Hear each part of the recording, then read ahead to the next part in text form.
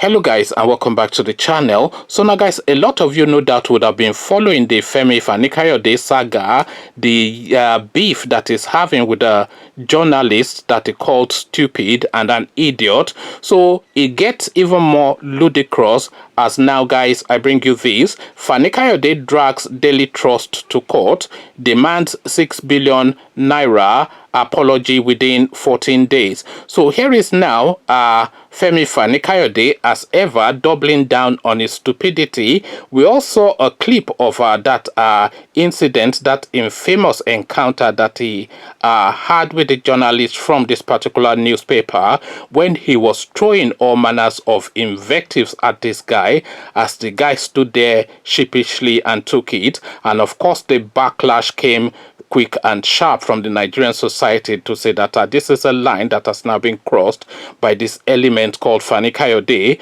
But then of course, rather than learn the lesson, he doubles down on ignorance. Again, the headline: Fani-Kayode drags Daily Trust to court, demands 6 billion naira apology within 14 days. So now let's now see how Femi justifies this. Fani-Kayode, former aviation minister, has instituted a legal action against the management of Daily Trust newspaper for defaming his person. Fani-Kayode demanded 6 billion naira from the management of Daily Trust, or enter into negotiation with him for a possible settlement over defamation of character. This was contained in a letter addressed to the managing director of Daily Trust, dated August the 31st, 2020, and titled Defamation of the Character of Chief Fani-Kayode by Ilayasu Gadu. So Ilayasu Gadu is the name of the person, no doubt an employee of that newspaper that is claiming has defamed him.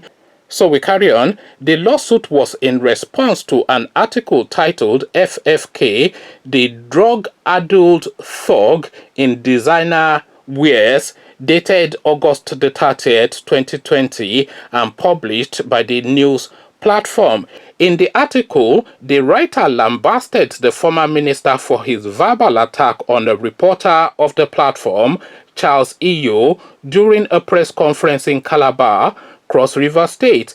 The writer of the article claimed that the former minister, who attended Cambridge University, was once a drug addict and had sought rehabilitation in Ghana, but till today has not been cured of the habit. However, the letter signed by Fani-Kayode's lawyer, Adeola Adeshepe, described the article as libelous and demanded an apology from the newspaper, which must be published in other national dailies. The former minister said the news platform has 14 days to respond. The letter reads, "Be aware that our client has not only suffered an immeasurable loss of goodwill, but he is also currently confronted with unbearable opprobrium by his fans, followers, and colleagues across the globe. Our client is alive to his rights both in law and equity, but is disposed to an opportunity to undo the evil you have done by retracting the said insalubrious remarks on the same platform. It was published, and apologizing to him in 2 other national dailies. You are also advised to enter into negotiation with us for the sum of 6 billion naira, being a token amount for penitence, as opposed to the magnitude of infraction caused to our clients' nobility." So now this is now Fani-Kayode, of course, ever the dumb-dumbs. This is a guy we have never, to be honest with you, I've never really taken to this guy. I have to put my hands up and confess that from the onstart. I have never really taken to this.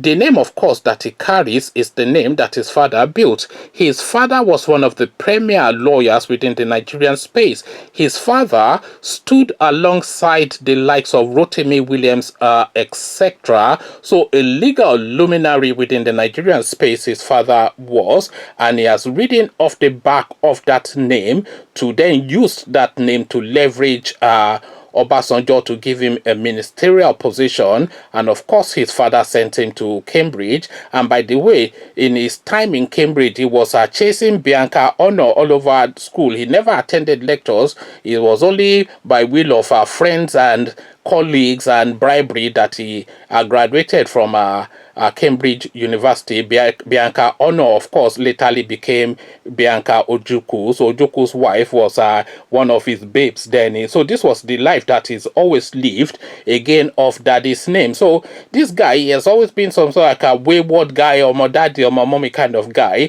And the pomp and pageantry that he now celebrates himself in, calling himself a former minister, etc., is all thanks to daddy's boy. So this is the guy that has now gone to lambast a journalist that asked a perfectly legitimate question. So the beef, in case you are not up to speed, let me just give you a quick summary of what's led to this.